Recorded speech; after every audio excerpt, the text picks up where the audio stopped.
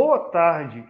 Está começando agora o programa A Hora do Campo, nesta sexta-feira, dia 8 de outubro de 2021. Aqui quem fala é Fanuel Alves, estudante de Medicina Veterinária da Universidade Federal do Oeste da Bahia. Para você que está nos escutando pela primeira vez, você que é produtor rural, técnico ou estudante da área de ciências agrárias, o programa Hora do Campo é um projeto de extensão da UFOB que tem como objetivo compartilhar com vocês, ouvintes, informações sobre produção animal e vegetal, saúde única e meio ambiente. Você está escutando A Hora do Campo, um oferecimento do Grupo de Estudos em Desenvolvimento Rural Sustentável da Universidade Federal do Oeste da Bahia. O programa de hoje está sendo realizado na Semana Nacional da Ciência e Tecnologia da UFOB, que tem como temática a transversalidade da ciência, tecnologia e inovação no enfrentamento da Covid, construindo caminhos pós-pandemia. Sendo assim, vamos hoje, no A Hora do Campo, conversar um pouco sobre tecnologias e perspectivas geradas pela Covid-19 e contamos com a presença dos professores da Universidade Federal do Oeste da Bahia, Ítalo Ricardo Santos Aleluia, que é fisioterapeuta com doutorado em saúde pública, e o professor Rafael Contelli Clay, que é bioquímico com doutorado em bioquímica agrícola. Bom, para darmos início ao nosso bate-papo, eu pergunto ao professor Ítalo. Professor, sabemos que a Covid ela afetou profundamente nossa sociedade. E o que aprendemos com essa pandemia?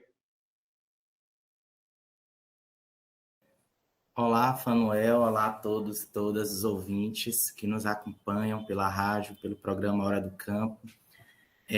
Primeiro, gostaria de agradecer ao convite da equipe que está organizando esse debate, agradecer a oportunidade de poder estar dialogando com a sociedade e trazendo também informações sobre as perspectivas geradas, né, pela pandemia e os nossos aprendizados com a pandemia.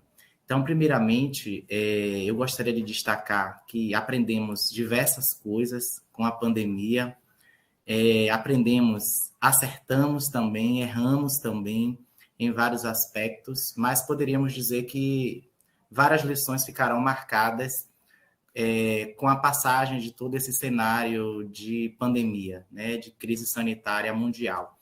E a primeira lição delas é que fez a gente entender que o risco da Covid ele é um risco coletivo, né? Todos nós estamos expostos a esse risco, todos nós corremos o risco cotidianamente de nos contaminarmos com o vírus, mas principalmente nós percebemos que esse risco ele é desigual entre as pessoas, né? Há pessoas que estão mais expostas, há pessoas que estão menos expostas, a depender se ela trabalha no serviço hospitalar, se ela trabalha dentro de uma comunidade, se ela tem, né, a oportunidade de trabalhar em casa remotamente, se ela tem a oportunidade de trabalhar com equipamentos que protejam ela de se contaminar, ou se ela não tem nenhuma dessas oportunidades e ela precisa pegar um transporte coletivo lotado, se ela precisa todos os dias trabalhar para sobreviver num ambiente de aglomeração, de feiras, de maior risco de exposição ao vírus. Isso é um fato, isso é um consenso de lição aprendida. A gente pode sinalizar ainda que nós aprendemos várias questões básicas, né, sobre o coronavírus, o novo coronavírus e a Covid. Primeiro, a gente pôde aprender, né, com toda a pesquisa que foi realizada pelos cientistas de âmbito nacional e internacional sobre como se pega esse vírus, né, como a gente se contamina com esse vírus, como a gente transmite para outras pessoas esse vírus, e isso foi nos trazendo várias lições de como nos prevenirmos da contaminação, né? Como nos prevenirmos de ser contaminados pelo novo coronavírus, de transmitir esse vírus, uma vez infectado, para outras pessoas. Então, isso também é extremamente importante. A gente pôde aprender quais são as medidas de prevenção sanitária, de higienização dos objetos, de higienização das mãos, a importância do distanciamento social e do uso de máscaras. E principalmente também aprendemos que há pessoas que têm mais chances de óbito e de internar com quadros graves, a depender, né, se ela tem algum tipo de comorbidade, se é diabético, se é hipertenso, mas também ainda temos várias incertezas de como essa doença ela se comporta em pessoas sem nenhuma comorbidade, inclusive foram a óbitos, né, e são casos que estão sendo investigados. Além dessas lições mais básicas que eu estou destacando para a comunidade ouvinte, acho que a gente também aprende que essa doença ela atinge as pessoas de uma forma desigual, principalmente, né, a população negra, a população de baixa renda, a população que está no nível de vulnerabilidade social maior, o que traz para a gente também não só as consequências biológicas, né, que o vírus traz ao nosso corpo, mas também as consequências sociais que a gente vem observando no Brasil, com o aumento da fome, da miséria, do desemprego, pessoas que necessitavam de auxílio emergencial desde o início da pandemia para que a gente pudesse protegê-las da contaminação e do óbito, que não tiveram essa oportunidade. Então, a gente também percebe que, a depender da raça e classe social hoje no nosso Brasil, a pandemia ela atinge essas pessoas de uma forma diferenciada em relação às pessoas de classe alta, brancas, né, que estão no nível de vulnerabilidade muito menor quando comparado a essas outras que eu citei primeiro. A gente aprende também, Fanuel, a importância da vacinação, né, a importância das vacinas para proteger as pessoas dos casos graves, da necessidade de internação. A gente aprende essa importância da vacinação como uma responsabilidade coletiva de todos, né? Eu preciso me vacinar não só para me proteger, mas para proteger toda uma coletividade dentro do nosso município, da nossa região, do nosso Brasil. Então, essa é a lição que fica, que cuidar de si também é cuidar do outro, e cuidar da coletividade. Então, as vacinas também aí mostrando uma outra lição, né? Reduzindo as taxas de internação, reduzindo a média móvel dos óbitos semanalmente. Então, essa é outra lição aprendida. Nós já tínhamos essa certeza, né? Nós da saúde pública, de que o Brasil ele é referência no seu Programa Nacional de Imunização para o mundo inteiro. Essa é uma lição que o Brasil sempre fez muito bem o dever de casa, embora na atualidade tenhamos vários desafios e vários desmontes no Programa Nacional de Vacinação, o nosso Sistema Único de Saúde também ele vem proporcionando esses ganhos positivos, embora no ritmo lento de vacinação ainda. Nós estamos ainda abaixo de 40% no estado da Bahia em relação à taxa de cobertura de vacinação, mas já é um processo que vem dando resultados na redução de óbitos e de internações graves, ou seja, aquelas que precisam de internação em leitos de UTI. Não poderia deixar de destacar, né, que nós aprendemos o valor da ciência. Nós estamos falando aí no programa A Hora do Campo da Semana Nacional de Ciência e Tecnologia. Então, o valor da ciência ele fica muito claro, notório para a sociedade, porque graças à ciência nós conseguimos aprender como se pega, como se transmite, como se previne da Covid, e principalmente através da ciência nós conseguimos chegar a essa vitória tão esperada de todos, por todo mundo, que foi a fabricação dos nossos imunizantes, das nossas vacinas, para que pudéssemos conferir aí algum grau de proteção social para as pessoas, né? Então, a importância da ciência, então, ela fica clara, principalmente no nosso Brasil, a importância dos servidores públicos, de instituições que há décadas trabalham com pesquisa na área de saúde, na produção de imunobiológicos, de vacinas, de medicamentos.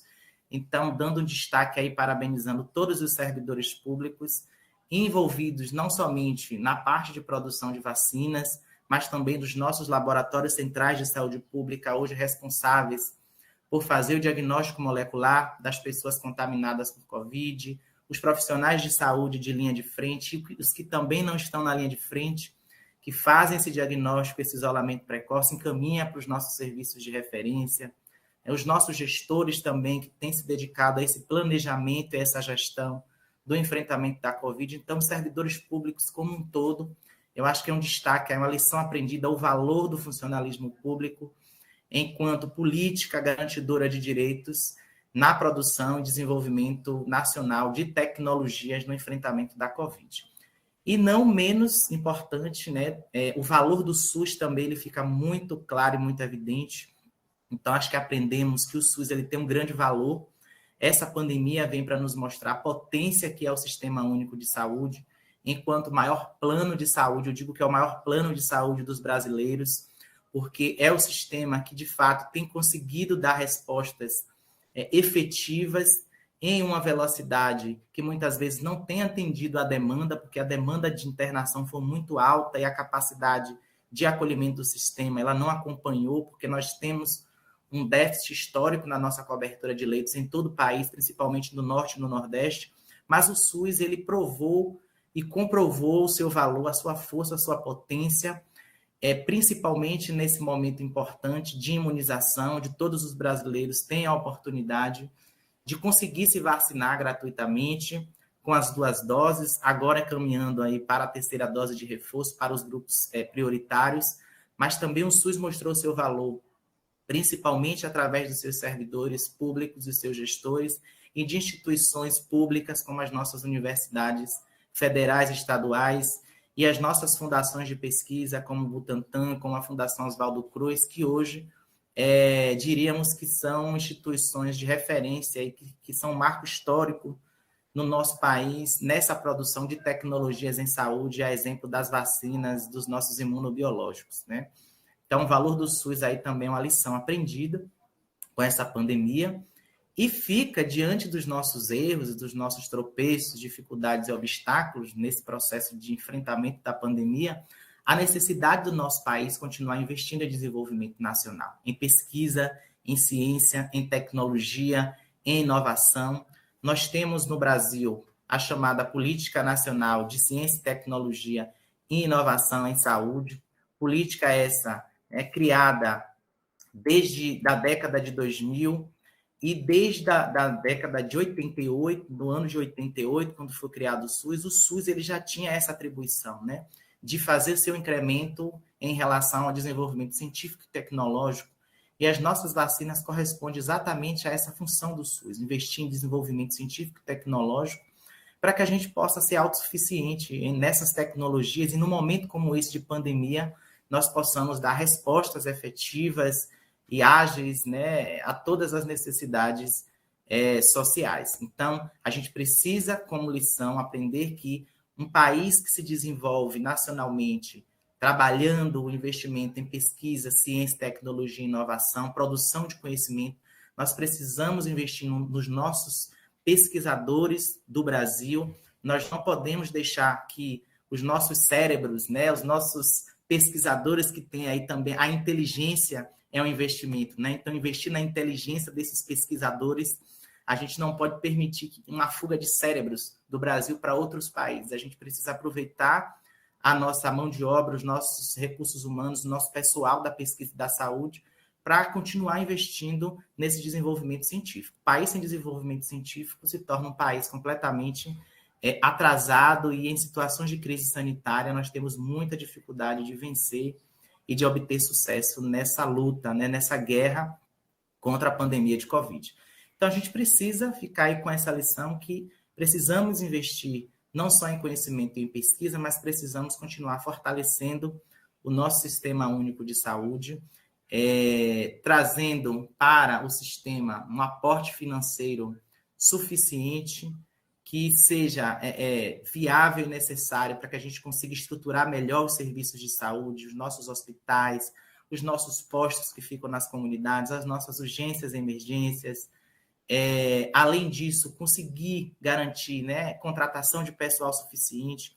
Então, a pandemia ela nos mostra o quanto foi importante não só, né, ter um sistema bem estruturado em termos de leitos, mas em médio e longo prazo também ter profissionais capacitados, não só nos hospitais, mas nos postos de saúde que ficam nas comunidades, para fazer esse primeiro acolhimento, fazer esse primeiro cuidado, esse primeiro encaminhamento, detectar sinais e sintomas de uma forma precoce, prevenir com que aquele caso moderado ou leve ele se torne grave.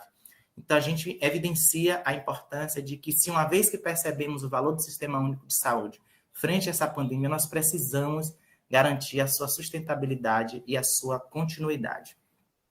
Então, eram essas as principais lições. Certamente eu teria outras lições aprendidas aqui com a pandemia para a gente destacar, mas devido ao tempo, eu acho que daria destaque a essas principais questões que eu trouxe aqui para a gente dialogar com o nosso público. Obrigado, professor Ítalo, pela sua resposta, bastante elucidada, e nos deu para passar para os nossos ouvintes, né, um pouco do que aprendemos com essa pandemia. E agora eu pergunto ao professor Rafael. Professor Rafael, o que o senhor poderia nos dizer sobre as tecnologias que foram criadas e desenvolvidas em função da pandemia? Boa tarde, Fanuel. Boa tarde a todos os ouvintes da Grande Rio FM, aos ouvintes do programa Hora do Campo. Primeiramente, agradeço pelo convite, né, de poder estar aqui compartilhando um pouco do nosso conhecimento junto com esse projeto de vocês.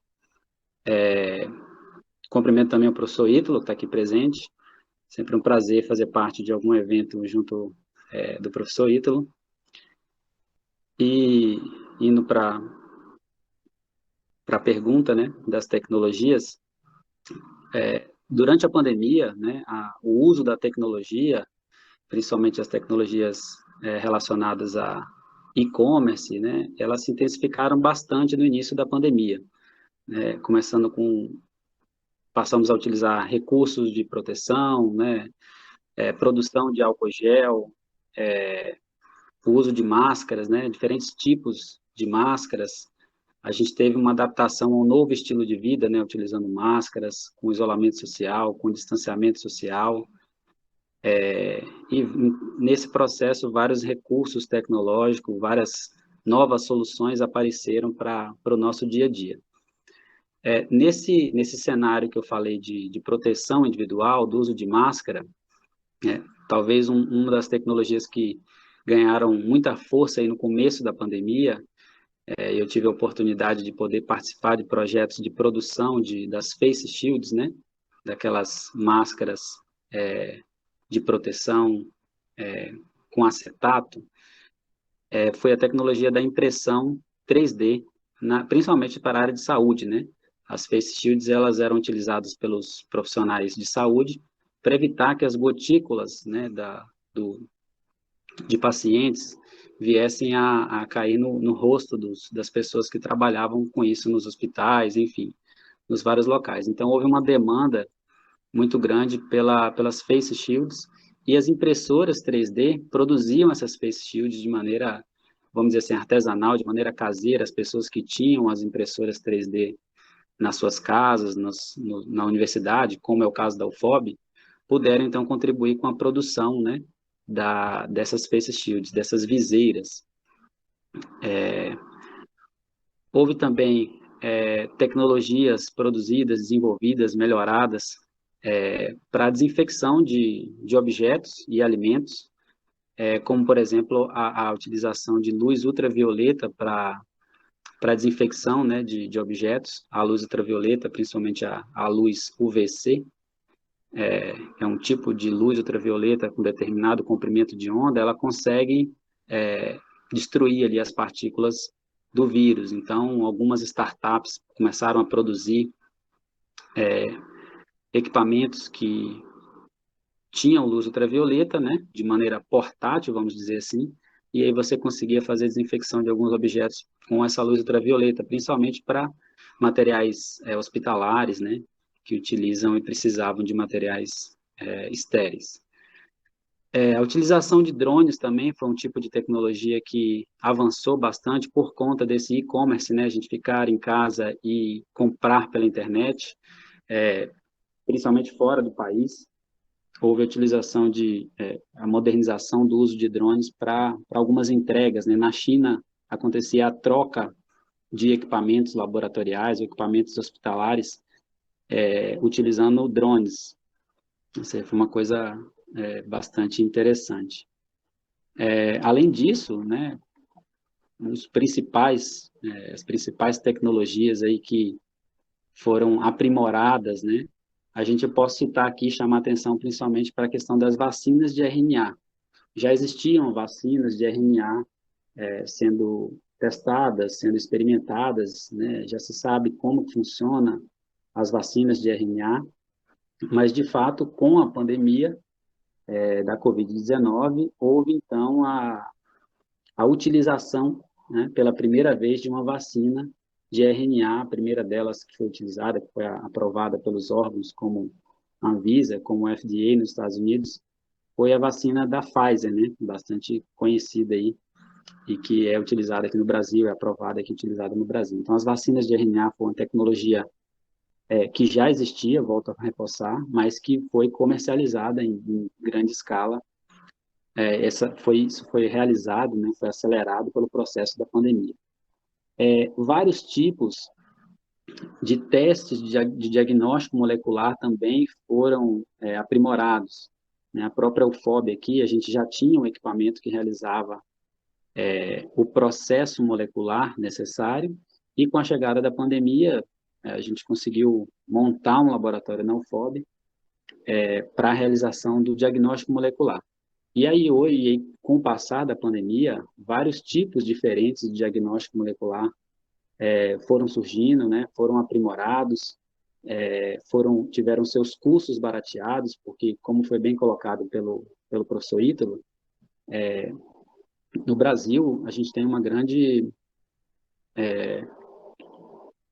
diferença, né, uma grande diferença socioeconômica entre as pessoas. Então, a gente precisava baratear o custo dos testes para que esses testes eles pudessem ser escalados, né, pudessem ser feitos numa escala maior, pudessem chegar a locais onde você tem maior dificuldade também de acesso, menor estrutura, né, de laboratório.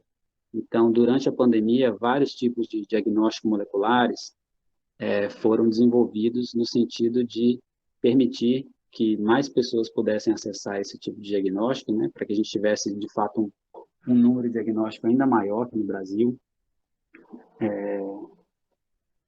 Então, os laboratórios trabalharam em cima da diminuição dos custos e da facilidade de acesso desses custos de diagnóstico. Eu acredito que esses são as principais tecnologias, né, que foram desenvolvidas ou aprimoradas durante essa pandemia. Você está escutando A Hora do Campo, um oferecimento do Grupo de Estudos em Desenvolvimento Rural Sustentável da Universidade Federal do Oeste da Bahia. Aos ouvintes da Grande UFM, estamos de volta com o programa A Hora do Campo. E hoje estamos falando sobre tecnologias e perspectivas geradas pela Covid. E contamos com a presença dos professores da Universidade Federal do Oeste da Bahia, o professor doutor Ítalo Ricardo Aleluia e o professor doutor Rafael Clay. No bloco anterior, foram falados um pouco sobre o que aprendemos com essa pandemia e também falamos um pouco sobre as tecnologias criadas e desenvolvidas em função dessa pandemia.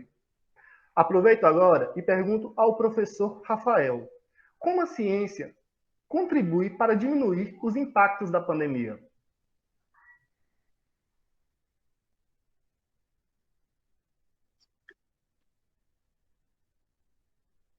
Boa tarde, Fanuel. Bem, como que a ciência contribui para diminuir os impactos da pandemia, né?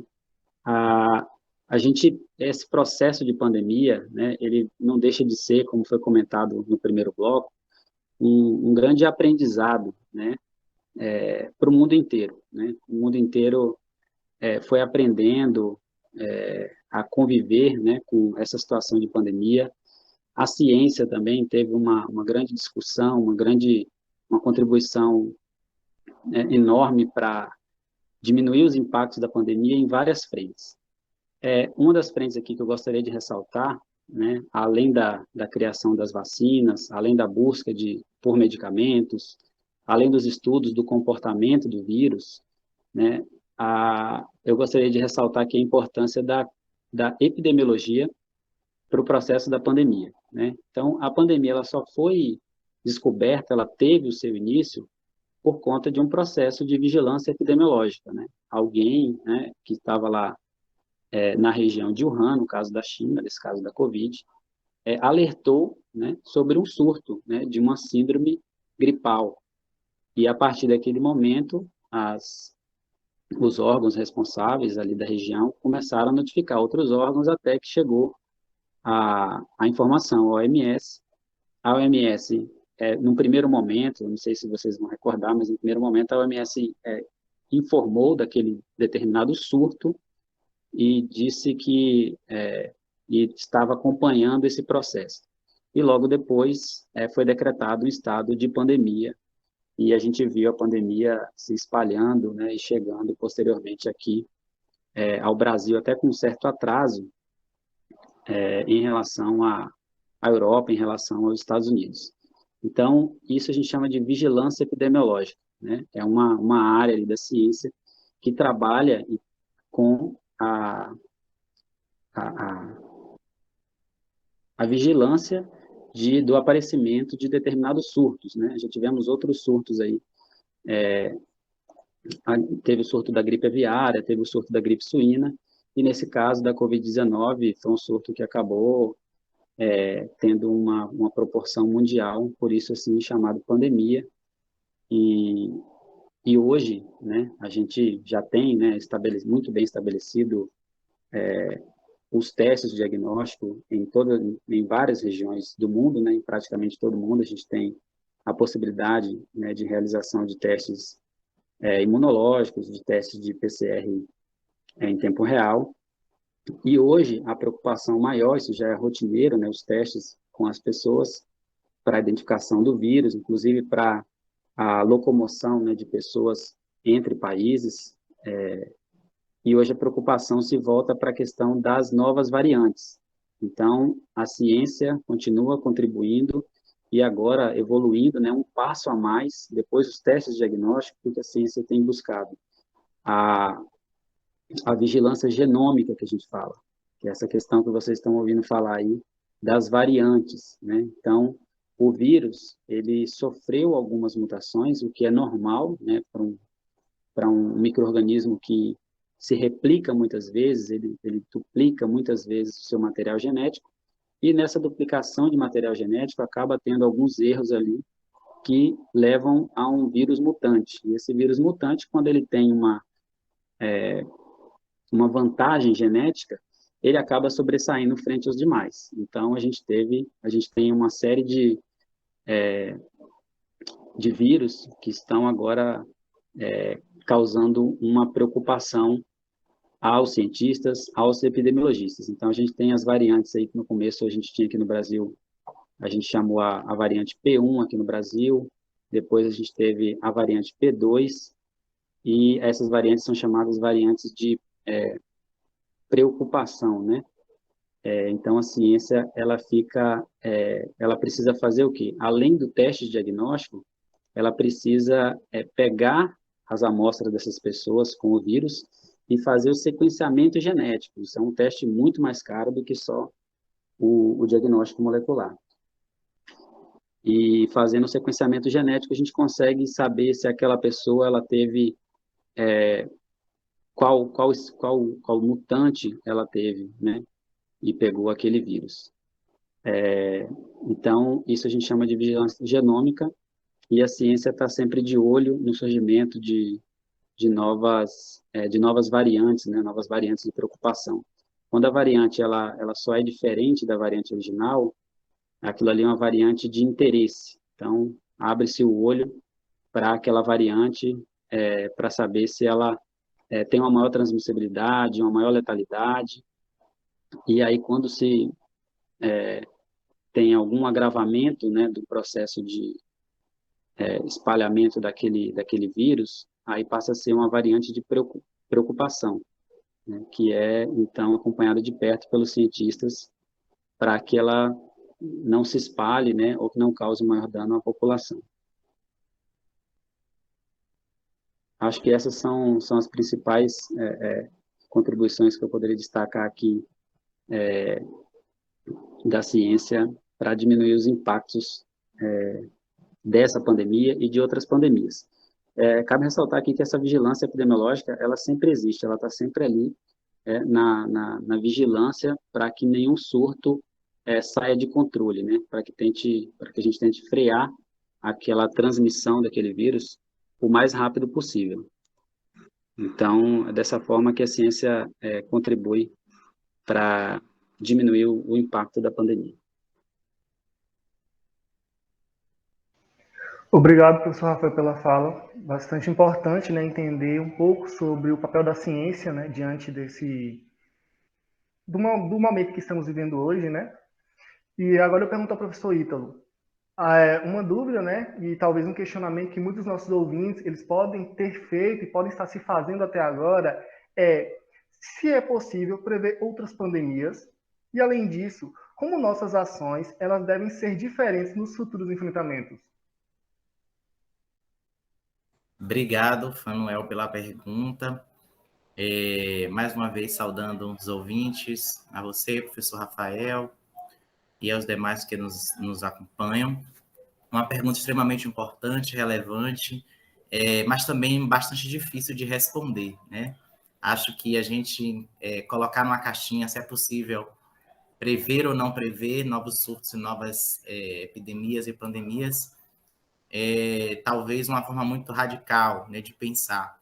Alguns eventos em saúde pública nunca serão previsíveis, né? Nós estamos falando de crise sanitária e algumas crises sanitárias, elas não podem ser previsíveis na sua plenitude, né, na sua totalidade. Mas há eventos e situações que sim também são previsíveis, né? Nós já estamos na sexta emergência de saúde pública de importância internacional e ainda que a gente não consiga prever qual será a próxima, nós podemos, para enfrentar as próximas, trazer as lições aprendidas com todas as crises sanitárias de emergência internacional que por nós, né, já passaram. Então, isso é um fato, né? Aprender com o presente, com o passado, né, com os nossos erros e os nossos acertos, para se planejar para o futuro. Talvez seja melhor falar desta forma, né, que a gente precisa, nós precisamos nos planejarmos melhor, né, e em situações previsíveis, né, já se antecipar desse planejamento para que a gente possa enfrentar melhor próximas crises sanitárias, porque a gente não pode dizer que elas se encerram com a Covid-19. Né? Como eu falei, a Covid-19, na verdade, é a sexta vez na nossa história que a emergência de saúde pública de importância internacional é declarada. A gente pode aqui citar, por exemplo, em 25 de abril de 2009, a pandemia do H1N1, também ficou muito conhecida em todo o mundo. 5 de maio de 2014, a disseminação do poliovírus, que foi uma disseminação internacional. Em agosto de 2014, o surto de ebola na África Ocidental. Em 18 de maio de 2018, também outro surto de ebola na República Democrática do Congo. E em fevereiro de 2016, acredito que a maioria dos ouvintes lembrem, a epidemia, né, do vírus Zika, com aumento dos casos de microcefalia, principalmente no nosso Nordeste. Então, nós já passamos por várias crises, algumas delas previsíveis, outras não, mas possíveis de enfrentarmos com o melhor planejamento possível, baseado no que a gente aprendeu, com os erros e com os acertos do presente e do passado. Ainda sobre essa questão se é previsível ou não, no caso da pandemia de Covid, é importante a gente reiterar, Fanuel, que os vírus da família Corona já haviam sido identificados, né, em outras linhagens, em outras variantes, sob outras formas, que não o SARS-CoV-2, que é o causador, né, o vírus causador da Covid-19, mas desde 2002, né, nós tivemos alguns grupos de coronavírus, né, causadores de doenças como síndrome respiratória aguda grave, já haviam sido identificados, né, e também vírus da família corona identificados em 2012, causadores da conhecida como síndrome respiratória do Oriente Médio. Então, os vírus da família corona, eles já haviam sido identificados, ainda que em outro tipo de variação, né, mas diríamos assim que esses eram os primeiros sinais para que a gente pudesse ter se planejado de uma forma mais antecipada, para que a gente pudesse ter investido mais em pesquisas de investigação genômica, como o professor Rafael Klein colocou muito bem aí, de vigilância genômica, para verificar e acompanhar essas mutações, a probabilidade, né, o uso da epidemiologia também, como o professor Rafael colocou, a probabilidade, a chance dessas contaminações, né, saírem do controle ali, né, laboratorial, para uma disseminação comunitária para toda a população, como a gente vem observando com o SARS-CoV-2, né, que foi identificado desde 2019. Então, isso é extremamente importante para a gente pensar como aprendemos com essas pandemias, né, do passado e a pandemia atual. É extremamente importante quando você pergunta como é que nossas ações devem ser diferentes no futuro, né? Então, a gente precisa, de fato, investir pesado nos serviços de pesquisa. Há algum tempo, nós vemos observando um ataque às instituições públicas, às nossas universidades, aos nossos centros de excelência em pesquisa, ataques das mais diversas ordens, desde os ataques, né, verbais nas redes sociais, por gestores do alto escalão do governo, ataques que vêm de outras formas veladas, como corte de recursos públicos para incentivar pesquisas na área de saúde, incluindo pesquisas voltadas para a prevenção e planejamento de pandemias. A gente precisa fazer diferente, investindo nos serviços de vigilância em saúde. O professor Rafael acabou de falar na importância da vigilância em saúde, que são serviços que fazem um acompanhamento de doenças que vão surgindo, que vão fugindo ali do controle do número esperado de casos e vão aumentando aqueles números de casos, e a vigilância ela chega ali para identificar, para detectar, para monitorar, diagnosticar, isolar aquele doente, né, aquele contaminado, para impedir que aquela doença ou aquele evento ele se propague para outras pessoas. Então, os serviços de vigilância, que inclui não só essa questão de acompanhar, monitorar, detectar, diagnosticar, mas também registrar nos nossos sistemas de informação em saúde dados que vão ser importantes para promover a formulação de novas políticas de saúde para enfrentamento de pandemias. Então, a vigilância em saúde ela precisa ser mais valorizada, precisa de mais investimento para a contratação de pessoal para a vigilância. A pandemia de Covid, assim, revelou a fragilidade que a gente tem nas equipes de vigilância, porque muitas das nossas equipes de vigilância nos municípios baianos e outros do Brasil contam com pouquíssimos profissionais, e a vigilância em saúde, ela não faz só vigilância de Covid, ela faz vigilância de vários indicadores de saúde, desde o pré-natal até as causas de mortalidade do nosso país, e agora inclui-se aí na agenda da vigilância mais e mais demandas relacionadas à detecção de casos de Covid. Então, não é fácil, a gente precisa estruturar os serviços de vigilância, ampliando as suas equipes e as suas ações. Essa é uma questão que a gente pode fazer diferente. A gente precisa também investir em grupos de pesquisa, em programas de pós-graduação que trabalhem com a avaliação de agentes e vetores de epidemias. Na nossa Universidade Federal do Oeste da Bahia, o professor Rafael pode falar melhor sobre isso. Nós temos o nosso laboratório de investigação de agentes infecciosos de vetores, que é o LAIV, que faz também esse trabalho importante na região oeste de diagnóstico molecular dos casos de Covid, das amostras que os 36 municípios encaminham para a nossa universidade fazer análise.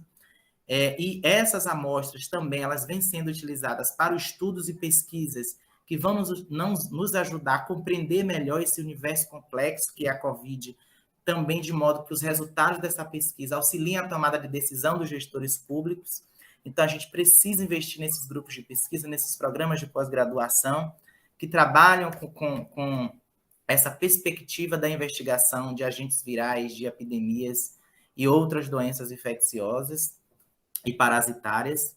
Acho que a gente também precisa fazer diferente, aí chamando a atenção dos nossos ouvintes, nos municípios de cada um de vocês, onde os gestores públicos tenham um compromisso de planejar melhor, né, o sistema de saúde local de cada uma das cidades, garantindo uma rede de atenção à saúde com profissionais em número suficiente, devidamente capacitados para o enfrentamento de pandemias, principalmente no que se refere ao diagnóstico e à prevenção. A gente precisa de vontade política dos gestores, não só de vontade política, mas de financiamento para que isso aconteça, de financiamento público suficiente, para que a gente consiga estruturar melhor os pontos de atenção da rede. Nós falamos muito no começo da pandemia só nos hospitais.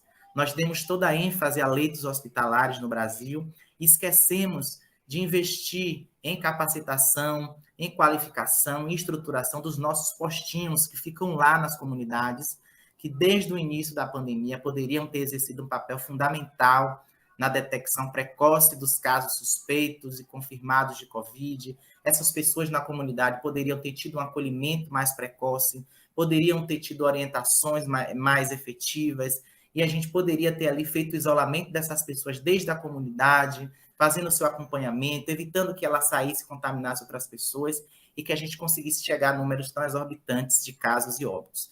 Então, a gente precisa investir não só nos hospitais, mas o hospital agora ele já não é tão prioridade quando a gente compara com o início da pandemia, porque a gente precisa fortalecer os serviços comunitários de atenção básica à saúde, com a equipe de saúde da família que está lá, próximo da comunidade das pessoas, da nossa sociedade civil como um todo, e mais próximo das residências. Então, um serviço que está bem estruturado próximo da residência dessas pessoas tem uma maior probabilidade de servir melhor, porque é muito mais fácil para o usuário ir caminhando até um posto de saúde que fica a alguns metros de sua casa, do que ele ter que desembolsar um recurso financeiro para pegar um ônibus, um táxi, um mototáxi, ou até mesmo ir andando para um serviço hospitalar que fica muito distante. Então, é importante que esse atendimento primário nas comunidades ele seja, de fato, a prioridade no enfrentamento das outras pandemias.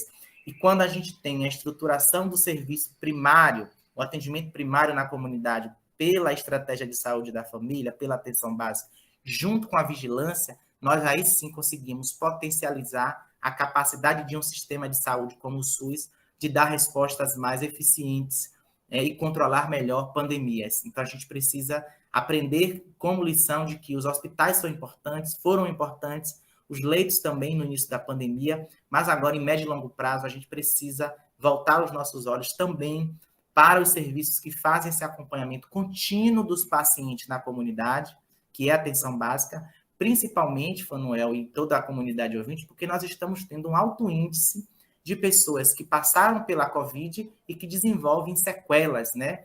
Que nós temos chamado aí da síndrome pós-Covid, pessoas que ficam com dificuldade em atividades básicas de vida diária, como se vestir, lavar um prato, subir, descer uma escada, caminhar normalmente para resolver suas coisas no comércio, na rua, né? Até sequelas mesmo de memória, queda de cabelo. Então, nós temos vários sintomas hoje que os estudos têm mostrado que são classificados como a síndrome pós-Covid, né? E onde que a gente vai cuidar da síndrome pós-Covid? A gente vai cuidar justamente na atenção primária à saúde, porque nem todos os municípios da nossa região oeste têm um centro de reabilitação pós-Covid implantado. Então, a gente precisa investir nos serviços de saúde comunitários, que são aqueles, em maioria, e que há uma maior probabilidade das pessoas terem acesso nas áreas mais remotas, mais longe possível dos centros das cidades, das sedes. Acho também que é importante salientar que podemos fazer diferente em relação à nossa comunicação dos governos com a sociedade nesse enfrentamento de pandemias. Nós observamos que os governos ainda não aprenderam a se comunicar. A gente vem fazendo na UFOB uma pesquisa sobre as estratégias de comunicação em saúde, como as secretarias estaduais e municipais se comunicaram com a população durante a pandemia, como é que foi esse processo de divulgar as informações para as pessoas sobre a Covid, e a gente vê que a comunicação dos governos ainda é uma comunicação muito pouco clara, né? Aquela comunicação que não deixa claro para a população por que é importante se prevenir, por que é importante fazer o distanciamento, por que é importante usar máscara. Então, tudo isso é importante porque, às vezes, as prefeituras lançam várias publicações no Instagram e no Facebook que aquele texto que está ali ele não dialoga com a linguagem cultural, né, com a linguagem social daquele povoado, daquele município, daquela região. E essas comunicações elas precisam ser feitas alinhando o que está sendo veiculado para essas pessoas com a questão cultural ali da comunidade. Além de que nós estamos observando que muitas prefeituras pararam de comunicar informações sobre a pandemia. Se você olhar hoje algumas prefeituras no oeste da Bahia, nós fazemos um levantamento diário de boletins epidemiológicos sobre a Covid, nem todas as prefeituras lançam mais os seus boletins. Então, isso faz com que, por exemplo, a comunidade desconheça qual é a realidade atual da pandemia no município, quantos casos tem, quantos óbitos a gente tem. E isso vai criando aquela sensação de conforto social, de que parece que a pandemia acabou, já passou, porque a gente vai tendo o quê? Uma interrupção na divulgação dessas informações e que isso é extremamente danoso para o alerta coletivo da população. Então, a gente também precisa fazer diferente nas ações nas ações de comunicação dos governos com a sociedade. A gente também precisa melhorar a questão do Brasil quando a gente fala em investir no complexo industrial da saúde. O que é esse complexo industrial da saúde, né?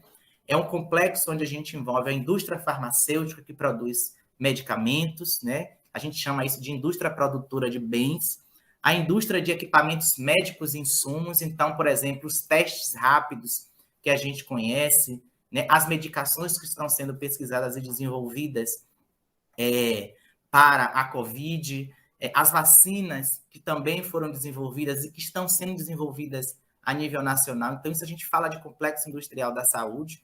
Então, a gente precisa melhorar o investimento nesse complexo industrial da saúde, porque, apesar do Brasil ser referência na produção de vacinas, nós ainda estamos muito reféns de outros países quando a gente fala de indústria produtora de insumos e equipamentos médico-hospitalares, como os testes e etc. e outros. Então, a gente precisa investir, né? Nós vemos observando também, né, um corte muito importante nos recursos para pesquisa em saúde, então a redução no número de editais de fomento de incentivo à pesquisa, que acaba enfraquecendo esse investimento no complexo industrial da saúde que eu venho falando. Nós precisamos fortalecer também os nossos serviços de diagnóstico e tratamento, para que em futuras pandemias e epidemias nós possamos ter uma rede laboratorial bem estruturada, em que não fiquemos refém do setor privado, para que a gente faça testes rápidos, exames de sorologia. Nós precisamos fortalecer os nossos ambulatórios do Sistema Único de Saúde. Agora eu mencionei para vocês, por exemplo, a síndrome pós-Covid, então nós temos uma demanda muito grande por reabilitação pós-Covid, e nós precisamos, de fato, fortalecer os hospitais.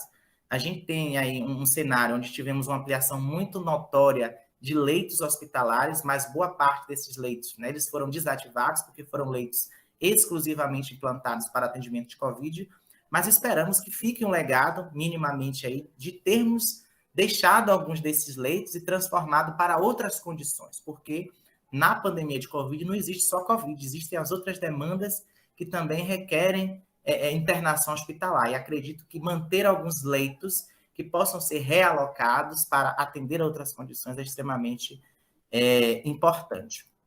Não menos importante, nós precisamos também pensar, né, diferente com essas lições da pandemia. A gente não pode desconsiderar, nós não podemos desconsiderar que toda essa questão da discussão que estamos fazendo aqui de tecnologia, saúde e pandemia, ela envolve duas faces de uma mesma moeda. De um lado, os interesses sociais, que são os nossos, de não ver mais pessoas morrendo, de ter um diagnóstico rápido, de ter uma medicação que consiga tratar a Covid, os casos graves, de todos estarem vacinados. Existem os interesses mercadológicos, né? Os interesses financeiros, os interesses capitalistas que estão aí por trás das grandes indústrias de imunobiológicos, de vacinas e de medicamentos. Então, nós não podemos passar batido sobre isso, e o Brasil precisa melhorar essa regulação entre mercado e sociedade, fazendo com que os interesses de mercado eles não se sobreponham aos interesses da sociedade. Então, fica aí também como lição para que a gente possa fortalecer e fomentar a nossa indústria farmacêutica nacional. A gente precisa avançar no nosso marco regulatório, nas nossas diretrizes, nas nossas normativas sobre segurança sanitária. Estamos vendo diversos escândalos envolvendo a compra de vacinas e também a testagem de medicamentos sem um devido respeito, rigor aos padrões éticos de pesquisa. Então, nosso marco regulatório brasileiro, as diretrizes normativas precisam, né, serem respeitadas, atualizadas, e a gente precisa avançar nesse ponto. E toda a nossa produção, para finalizar aqui, de ciência e tecnologia no SUS, a partir da pandemia, precisa seguir uma lógica produtiva da saúde pública, e não a lógica produtiva do comércio, das indústrias farmacêuticas, porque se nós invertemos essa relação, né, produzindo equipamentos, medicamentos, vacinas, testes, numa lógica mercadológica, nós dificilmente vamos nos aproximar de atender às necessidades da lógica produtiva da saúde pública brasileira. Então, gostaria aqui de encerrar as minhas contribuições em relação ao questionamento do Fanuel. Obrigado, professor. Então, pessoal, o bate-papo está muito bom, mas já estamos chegando ao final do programa Hora do Campo. Gostaria mais uma vez de agradecer a presença do professor Dr. Ítalo e a presença do professor Dr. Rafael, que são docentes da Universidade Federal do Oeste da Bahia, a UFOB. Agora, passo a palavra para os nossos convidados para darem o seu recado final para vocês, nossos ouvintes.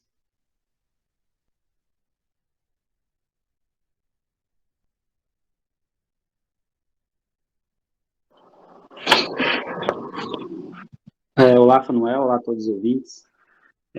Bem, queria mais uma vez agradecer pela oportunidade de estar aqui, dividindo um pouco do conhecimento com vocês. E como considerações finais aí, uma última mensagem, eu reforço o que o professor Ítalo colocou muito bem, da importância de se investir no SUS, da importância de se investir nas universidades, né, nas pós-graduações, para que a gente tenha o quê? Capacitação de mão de obra, para que a gente tenha um pessoal qualificado e que a gente esteja preparado, né, para, né, próximos surtos que vierem surgir e mesmo para melhorar a qualidade de vida da população brasileira. Com essa pandemia, aprendemos várias lições, né, a importância do uso de máscaras, do distanciamento social, a importância da vacinação. Então, a gente deixa essa mensagem, né, de falar para as pessoas buscarem a vacinação, continuarem usando a máscara. A OMS ainda não retirou a declaração do estado de pandemia, então a pandemia persiste. É importante a gente se atentar aos cuidados de higiene que a gente aprendeu, todo o aprendizado que a gente teve, né, foi uma grande aula de ciência para toda a população, né? Então, nós aqui, professores, docentes da UFOB, que trabalhamos com pesquisa, ficamos muito felizes de saber que as pessoas puderam aprender mais sobre a importância da ciência, sobre a importância de cuidado de higiene, e sobre a importância, a gente conseguiu visualizar, né, a importância dos órgãos públicos, dos servidores públicos federais. Eu, professor Ítalo, a gente acompanhou de perto aí toda a pandemia, a gente tem trabalhado bastante, né, fazendo os boletins epidemiológicos, trabalhando com diagnóstico molecular, produzindo material científico para a população. Então, a gente deixa aí eu deixo aqui esse recado da importância do SUS, das universidades, para o desenvolvimento social, e reforço aí a necessidade e a importância da vacinação e do uso de máscaras até o momento. Muito obrigado. Bom, gostaria de fazer meus comentários finais, também agradecendo a Fanuel pela condução da entrevista, agradecendo ao colega e professor Rafael também pela participação aqui, por esse diálogo, agradecendo aos ouvintes que estão nos acompanhando, e gostaria de, nas minhas considerações finais, destacar, né, não só reiterar tudo que o professor Rafael colocou, mas também destacar, né, a importância de continuarmos nos cuidando. A pandemia ainda continua, então acho que é importante a gente continuar usando a máscara. É uma tecnologia, como foi citado pelo professor, extremamente importante para que a gente possa conter, né, essa transmissão do novo coronavírus. Quero fazer aqui um pedido a todos que estão nos ouvindo, que quem ainda não se vacinou, que, por favor, vacinem-se. Vacina é segura, vacina é eficiente, eficaz. Os nossos dados já mostram uma melhora muito importante na região oeste, que temos observado com o grupo de trabalho da Covid na UFOB, tanto na redução da média móvel de casos novos, média móvel de óbitos, redução nas nossas taxas de ocupação de leitos, que estavam há vários meses com 100%, já temos observado, né, hospitais com taxas de 5%, taxas até de 0%. Então, a vacina, pessoal, é o melhor tratamento que temos atualmente para a Covid, não só o melhor tratamento, mas a melhor forma de prevenção, né? Vacina sim, protejam-se, protejam quem vocês amam. Se você está com sua segunda dose atrasada, busque imediatamente o mais rápido possível a sua unidade de saúde mais próxima, atenção de terceira dose. Então, eu gostaria de fazer esse apelo também pela adesão à nossa vacinação, porque se nós somos o que somos hoje enquanto país, né, em termos de erradicado várias doenças transmissíveis, foi graças ao nosso programa de imunização nacional, e acredito que nós temos uma grande chance de ter sucesso no enfrentamento dessa pandemia se nós, de fato, aderirmos a esta vacinação. Gostaria também de sinalizar aqui a importância de que você também seja um vigilante, né? Do seu esposo, da sua esposa, do seu filho, do seu primo, do seu tio. Pergunte se já vacinou, se não vacinou. Vai lá, incentiva, leva para a vacinação. E também destacar a importância das nossas universidades e de defesa do Sistema Único de Saúde. Então, defendam as universidades, defendam o Sistema Único de Saúde, porque se nós estamos hoje enfrentando a pandemia, é graças ao Sistema Único de Saúde público, gratuito, universal, democrático, que hoje nos garante o direito de acesso à saúde, mesmo com todas as dificuldades, com todos os desafios que nós já conhecemos. Gostaria também de destacar nas minhas considerações finais de que vocês aproveitem esse ano de 2021, onde nós teremos as conferências municipais de saúde em todos os municípios, e participem, exerçam o controle social e a participação popular de vocês, na cidade de vocês, indo até essas conferências, que é um momento onde a gente tem a oportunidade de propor para os próximos 4 anos do Plano Municipal de Saúde, o que é que a gente quer para o SUS no nosso município, o que é que nós queremos para a saúde pública no nosso município. Então, participem, aproveitem que nós vivenciamos todo esse momento de dificuldade com a pandemia e exerçam o controle social de vocês. Busquem saber quando será a conferência municipal de saúde na cidade de vocês, a data, o local, se é presencial, se é remoto, participem.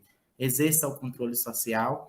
E também deixo aqui um convite para que vocês possam ir até o site da UFOB, Universidade Federal do Oeste da Bahia, que é a nossa referência no Oeste, onde no nosso site vocês podem contar com a disponibilidade de várias informações sobre a Covid na nossa região, incluindo os nossos boletins epidemiológicos, que monitoram a situação da pandemia nas 36 cidades, incluindo não só os dados da Covid, mas também várias orientações bacanas e várias informações de utilidade pública. Então, fica aí um convite também para que vocês possam conhecer os materiais produzidos pela universidade.